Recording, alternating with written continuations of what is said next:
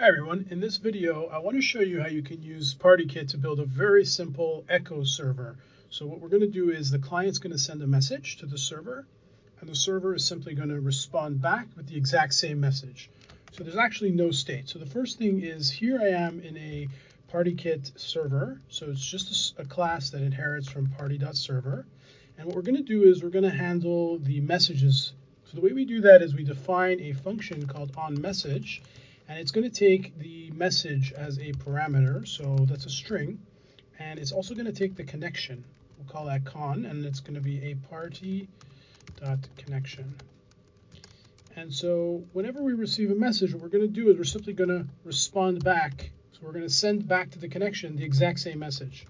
So now when the message comes in, it'll just respond back with that message. Now to make things a little clearer, I'll also console log what comes in here just so we can see some stuff. Maybe I'll also console out some more information, like it might be nice to know the current room. So that's this.room.id, because you could have multiple rooms, right? Maybe it'd be also nice to know the user ID. So we can put in this, that's actually the connection ID, con.id. And then let's also output the message here too. So that'll just go into our logs. It'll make things easier. We will also create a test, a client-side connection. Now, you could do this anywhere. So you could do it in a browser. You could do it on a server. So like if I create a file here called test.js, right, I can import PartyKit, the PartySocket, from the package called partysocket, like that.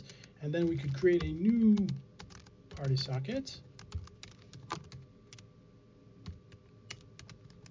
And we'll need to pass in some stuff here. So we'll pass in the host, which in most cases is HTTP localhost 199. But you'll have to do, like I can start the server here, and it prints it out.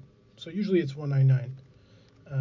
And then now these are optional. We can say the room. So basically, PartyKit has the concept of multiple rooms where each one has its own server.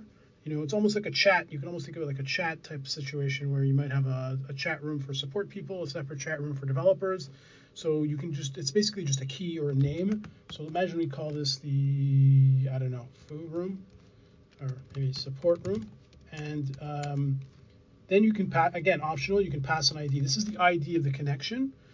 If you don't pass one, it's auto-generated to just be a unique value. But let's say I'll call this ID Josh, my name. And so now we can add it. I want to add an event handler.